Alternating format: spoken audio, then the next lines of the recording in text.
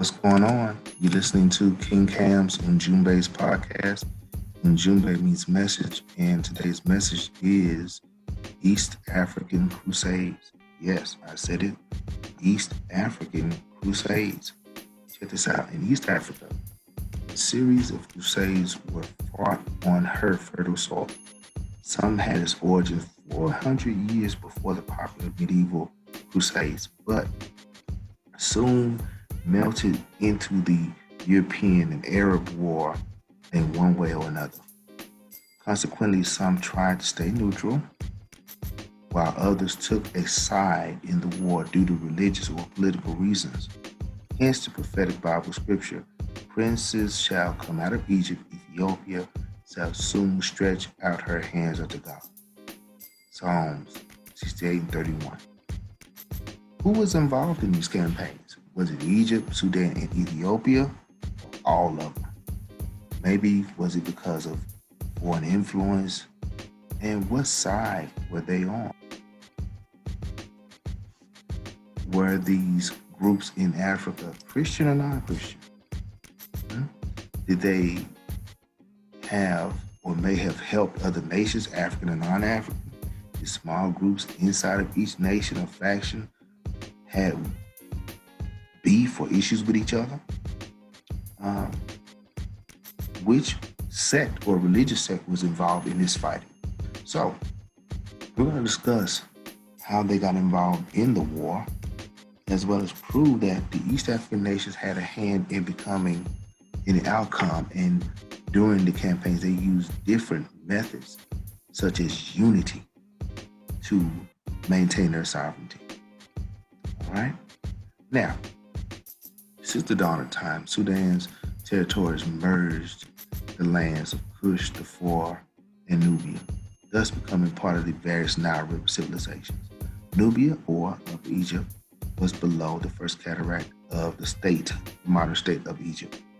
As centuries went by and as Egypt fell to foreign invaders, Nubia closed her doors and maintained her own commerce by trading goods and gold. During the early Christian age, in the 6th century, according to tradition, a missionary from the Byzantine Empire arrived in Nubia and went on to convert many Sudanese. Hence, the Nubian kings during this time, during the 6th century, adopted Christianity as their official religion of the state under the denomination of the Coptic brand of Christianity. So a hierarchy of bishops was established and ordained in Egypt. And as far as politics, the church sanctioned kings of Sudan, confirming the royal line. Moreover, the king protected the church's ideals and affairs. Kings were crowned by their noble deeds in battle and not because of their bloodline. Now, Ethiopia, Sudan, and Egypt were one of the world's most ancient mainstays. Now, the term Nubia, Kush, Kemet, Meroe, and even Ethiopia were oftentimes utilized as a collective term for the Nile River region. From ancient times to the medieval period, the nations along the Nile were independent and sovereign nations. People spoke different dialects, which stemmed from a Nilo-Saharan language, and Nubia was the land of the great kingdom of Meroe, Kush, or in some cases, like I mentioned before, Upper Egypt, which lasted around or before 10,000 BC to 350 AD. That's a long time for a kingdom to maintain its power. Now, upon its decline in 350 AD, missionaries from Alexandria began to come in and convert. Now, the country of Ethiopia, now we deal with Ethiopia, it's also called now the Federal Republic of Ethiopia. Ethiopia is one of the oldest independent countries in Africa and the oldest country in the world. The history of Ethiopia as a nation predates Egypt as well as Sudan. The Greeks gave note to the antiquity of Ethiopia by asserting that Ethiopia established Kemet, and over the centuries, the style of government changed from absolute monarchy to that of a democratic system. Even though Ethiopia was naturally a free country, she had to fight off Arab invasions between 500 AD to 1500 AD.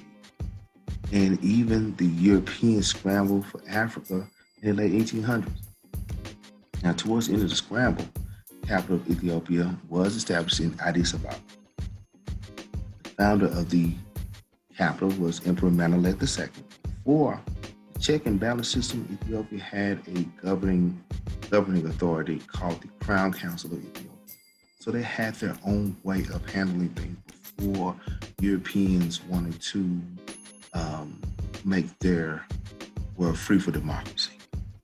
Now, the Crown Council of Ethiopia, this is a body that gives advice to the ruling emperor or empresses of Ethiopia, acts on the behalf of the crown, and the council members are elected by the monarch. The Federal Republic of Ethiopia has a legal system as well as check and balance system similar to that of the U.S. Parliamentary republic is where the prime minister presides as the head of state. Like the president is the head of the state of the U.S., their system consists of a mixture of regional law as well as national courts. Now, the source of the Ethiopian economy is agriculture, which coffee is its main exported good. Basil Davidson, the author of The Lost Cities of Africa, says as a country of Ethiopia and Sudan grew, their skills increased also. The people did sail down the coast of Africa, trading and buying and selling. So, rewinding back to the medieval period, East Africa established trade with India and China long before Europe. Understand? So, independent merchants established their small seaports along the coast. One of the largest was the port of Misiwa or Massawa, showing economic stability in the time of war. So Ethiopia will soon draw negative attention to herself. There's always a hater in the room. Despite their traditional foundation, in Christianity, the 5th century brought problems to the Ethiopian Christian world. The land was ravaged by Vandals invasions of Western Europe.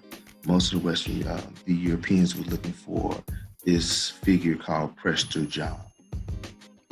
And it was low-key looking for the Ark of the Covenant. We'll talk about that another time. Now, the kingdom of Makuria was located what is north of modern-day Sudan in northern Egypt, and southern Egypt, The city came into power at the decline of the Aksumite Empire, which dominated the area from 550 AD to 950 AD. The origins of that city, like many other East African nations, their stories are unknown or lost. Birthed from the Nile River into a period of independence. The city's capital was Dongola, and the kingdom's name was interchanged with the kingdom of Dongola, depending on who writes the book. At the end of the 6th century, Makuria, along with neighboring cities, were converted to Christianity by missionaries. As a result, the Islamic nations became hostile. Here we go. To their Nubian neighbors who still held their traditional African spiritual system. So we have, even though for centuries, everybody was one family. Everybody was the same, be it Egyptian, Sudanese, or Ethiopian. But division came into the family because of different ideologies and creeds. So, in 641 AD, the Arabs besieged Egypt, and the war moved south towards Nubia. Here it comes. Egypt and Makuria developed very close relations when the Fatimids populated Egypt. Fatimid Caliphate was an Arab Shia dynasty that ruled over many areas of North Africa and Yemen. Remember, once Rome fell, other groups such as the Arabs and many others came into northern Africa. So Egypt was more than glad to take off one yoke, and they added another. So their reign was from 909 AD to 1171, when they were defeated by Saladin and the Ayyubids. Fatimids were the fourth and final Arab caliphate. They exercised tolerance with other religions, which was frowned upon by most Islamic fundamentalists at the time, including Saladin. They had an accord with local Jews, Maltese Christians, and Coptic Christians, including the people of Sudan. The Fatimids controlled the Red Sea and the Mediterranean by promoting traders to trade goods without their permission. This would put a stranglehold on small tribes, small ethnic groups, but would prove no match to larger and more aggressive groups. Now, before the First Crusade, long before the First Crusade, the Battle of Dongola became a decisive fight between the Islamic nations of Egypt and Sudan. Nations that centuries before were united because of their origin from the mountains of the moon, are now divided because of the ideology's increase of foreigners. This event in East African history specifically, as well as the Makurian history in general, was the Battle of Dongola because it paved the way to the independence which modern Ethiopia enjoyed until the death of Emperor Haile Selassie I. It showed the world that East Africa was a military might with which to be reckoned. The war became a stalemate between two powers, the Egyptians and the Nubians, driving the need to propose a ceasefire. As a result of this great battle, the Bach Treaty of 651 AD was written. This was a pact made by the Egyptians and the Sudanese, the Makurians and the rulers of Egypt. Now, according to some scholars, this was the longest treaty ever constructed, lasting about 700 years. There's no original signed copy of the document, but some of the details consisted of the Arabs would not attack Nubia, and the Nubians would attack Egypt.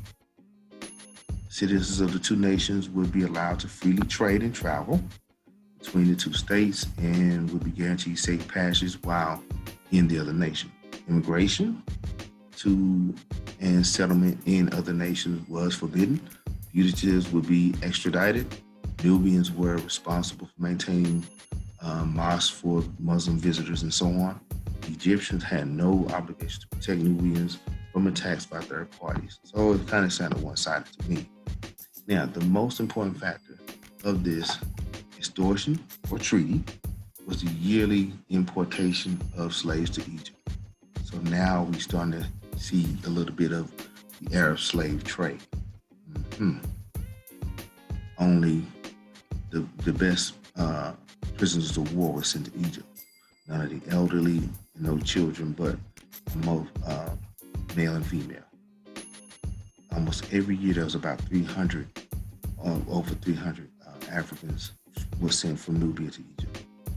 Now, in spite of the biased demands, the agreements of the treaty were peaceful until the end of the 700 years, when the king of Makuria decided to challenge the powers that be.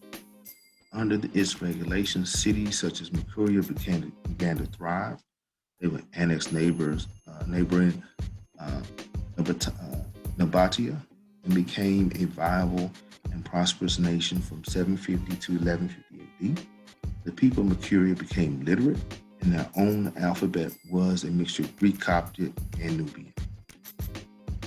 In the earlier times of the dynasty, trades between Egypt and Nubia was frequent. Makuria exported ivory, cattle, ostrich pheasants, and people. The Ayyubids invaded Fatimids in Egypt, and Makuria intervened. By them intervening, it broke that treaty.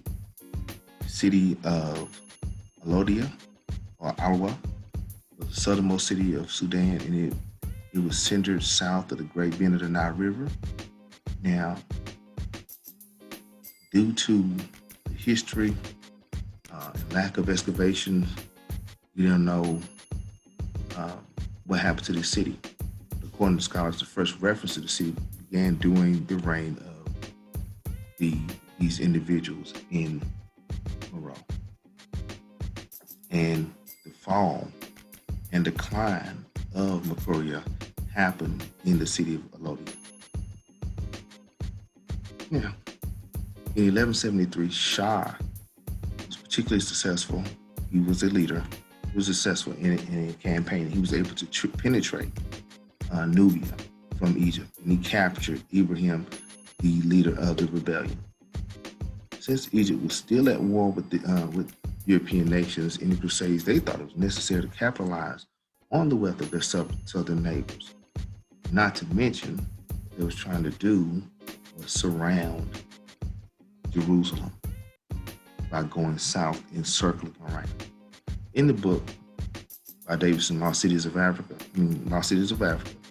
they cited the seaports that were in operation during the medieval period and how it would be advantageous to whoever possessed it. Trading posts were located in Kilwa, Kiswahili, Shango, Manra, and Sunjwe. African ivory was in great demand, sold by the Zanj people, sent by ship to China and India. So they wanted to cut that off. According to Davidson, China's kings and rulers sat in chairs of ivory as a symbol of power and prestige. The Sung Annals, 1049 to 1053 AD, gave annual report of gold, ivory, rhinoceros horns, pearls, incense, and other goods amounted to more than 53,000 units of count. So East Africa was trading globally while Europe and the Arabs were fighting. And at the dawn of the crusade, however, the number it jumped. They thrived, 53,000 to 500,000, showing India and East Africa's greatest patron. East Africa received silk and porcelain and brocade. Now, once Turan Shah defeated the Nubians, his plan was to target Ethiopia's city ports such as Massawa, Tanzania, Kenya, and Tanzania. Massawa at this time was one of the largest ports, and it was located at the Red Sea, the coast of Eritrea. Because of its ideal location pointing eastward, Islamic forces in the ancient times and medieval period wanted to take this particular port. Now, Basil said they exported tools and weapons of iron that were made at Musa on the Red Sea coast. Scholars proved that East Africans received goods from China, porcelain dated in the early Ming Dynasty. It can be concluded that Egypt wanted the seaports for economic reasons. At the end of the 12th century, the Fatimids of Egypt and Makuria developed a prosperous relationship, trading freely across the borders. Fatimids' political system of merit would soon be their undoing in a world laced with hierarchy and tradition. The tolerating relationship with the Copts and the Jews was too unnerving to Saladin. In 1169, the Ayyubids besieged Egypt. By 1171, the Ayyubids came to power and pushed the Fatimids out. As a result, the Nubians retaliated, and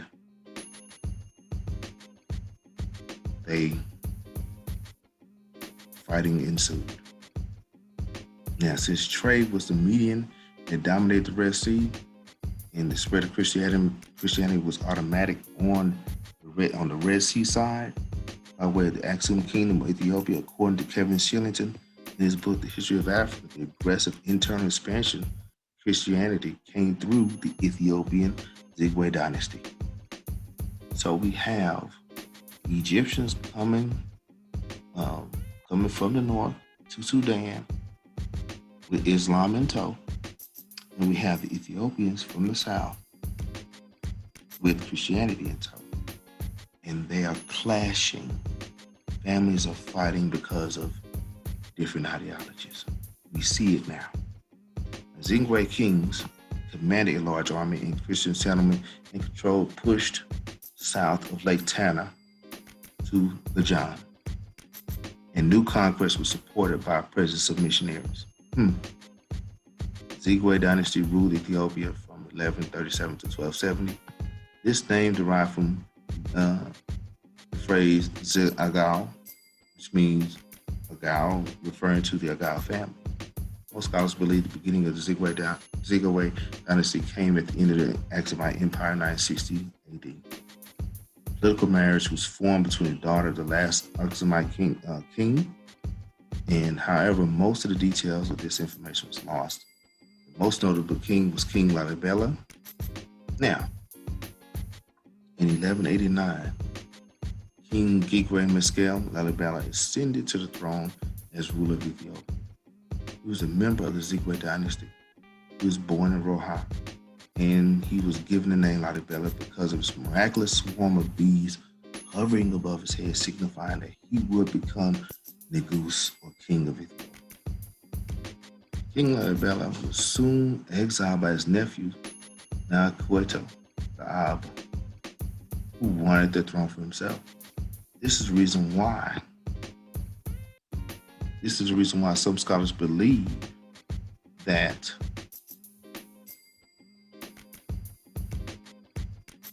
Egypt would not fight them because they posed no threat. The king left for Jerusalem. Some believe he had a vision of the city which motivated him to rebuild his homeland. Witnessing the devastation of Jerusalem, Lalibela was inspired to design a new holy city for God's people. According to Graham Hancock, the king triumphantly returned with reinforcements. So, he had a vision of a holy city. Went to Jerusalem, came back with some Europeans. Oh boy. But in doing so, he was responsible for erecting 11 large stone edifices in Ethiopia in hopes that it would become the new Jerusalem. Hancock believed that the architecture of the churches were more Gothic than East African. Because again, the Europeans was in Ethiopia looking for the Ark of the Covenant and Prester John. They had pictures of men with red hair with Templar crosses on them in those East African churches. This gave way to constant communication between the Church of Ethiopia and the Holy Land.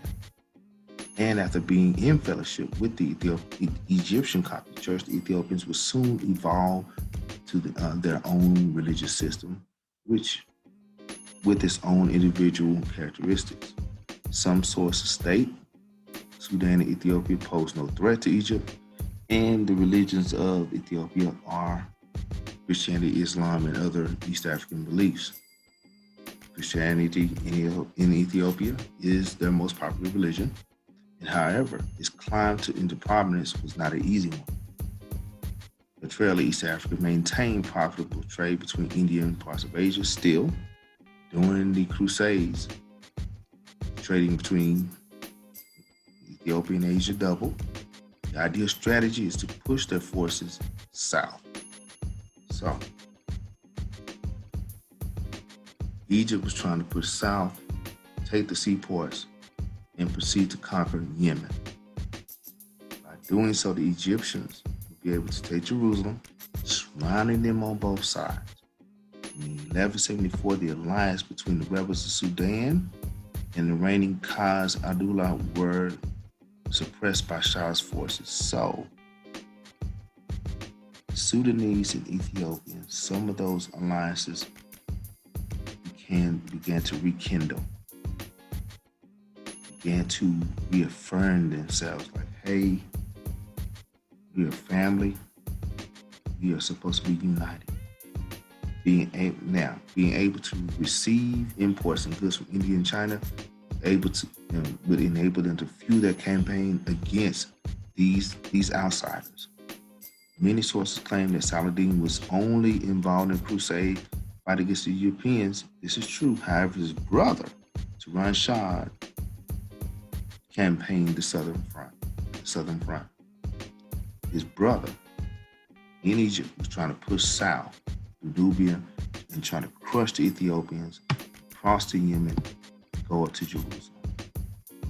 As the centuries turned, so did the tides of war in East Africa.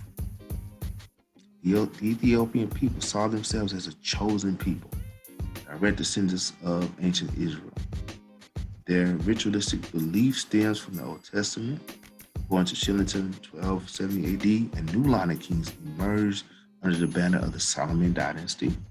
They justified their ascent into power by claiming that they were direct descendants of King Solomon and Queen Sheba, her son Menelik I. It is also believed that Menelik I received the Ark of the Covenant. The Ethiopian Orthodox Church in Aksum believes that the Ark is located in the chapel of the tablet at the Church of Our Lady Lady Mary of Zion.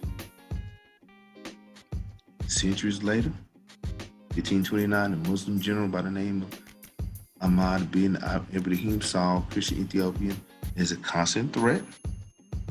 He tried to wage a war against them, but he lost. So, the history of the Crusades in East Africa is seldom written about or even discussed. These Crusades happened centuries before the European Crusades, and they were still waging centuries after. However, they played an important role in breaking down the Egyptian forces. As a result, weakened the Ayyubid dynasty, and the trickle-down effect was felt in future campaigns against other militaries in Europe. East Africa for centuries was, since the 6th century AD on to now, was a Christian nation. The Fatimids tolerated their views while others did not. Ethiopia and Sudan maintained economic status by trading India and China along the various seaports. Prominent crusades in the medieval period were only prominent because of records were kept, be it accurate or not. But the main idea is this. These three nations were once unified, were once together, and became divided because of different ideologies. But once the people of East Africa was able to stand and become unified, that's when Ethiopia, of all the nations, became and maintained her sovereignty. Think about that. They truly believe in the principle of united we stand, divided we fall. In doing so, they was able to withstand the Arab and European ravages of war. If we as African people today will hold fast to the principle of unity today, we will be able to fortify ourselves as a stronghold in society that cannot easily be broken. This is King Cam Ujumbe's podcast, Ujumbe Meets Message, and today's message is the East African Crusades.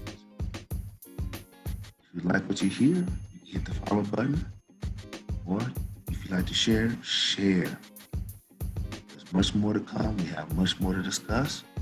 And if you would like to sponsor the show, let me know, message me. Or if you'd like to be a guest on the show, we can make that happen as well. Once again, King Cam Ujumbe's podcast, and I will talk to you later.